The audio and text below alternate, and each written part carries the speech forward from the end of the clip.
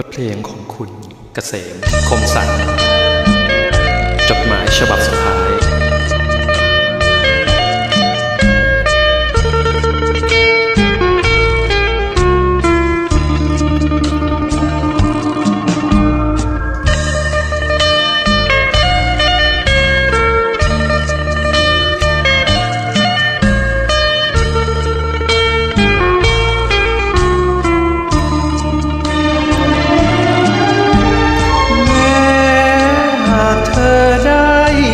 จดหมายจบลงแล้วทำลายเขาจดหมายก็ตามใจเธออยากเก็บเอาไว้ให้แฟนน้องมาอ่านเจอภาพถ่ายลายเส้นอย่าเพลอให้เขาเจอจะหวาดระแวงฉันไม่มีหรอกคำอวยพรไม่มีแม้คำวอนโชมบังอ่อนให้มันกินแน่อย่าได้กังวลคนจนที่กินข้าวแกงไปเถิดไปกินของแพง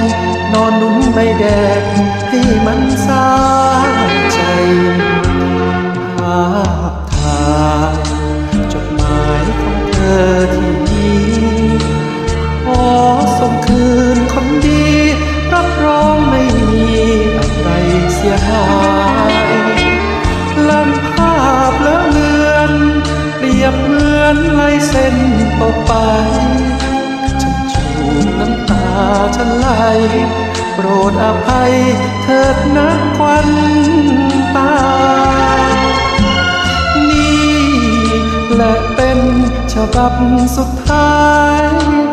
จะไม่ขอวุ่นวายตามสบายเถิดนงพังงาไม่มีอะไร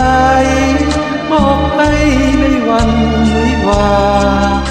ขอให้โชคดีเถิดนา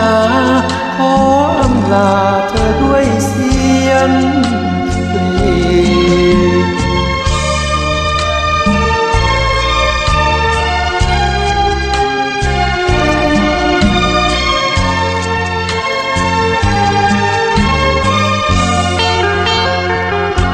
ภาพถ่าย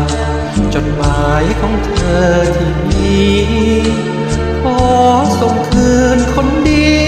รับรองไม่มีอะไรเสียหายลันภาพเลอะเลือนเปรียบเหมือนลายเส้นตกไปฉันจูบน้ำตาฉันไหลโปรดอภัยเถิดนะควันตาและเป็นฉบับสุดท้ายจะไม่ขอวุ่นวายตามสบายเถิดนงพังงาไม่มีอะไรมอบให้ในวันวิวาขอให้โชคดีเถิดนาขออำลา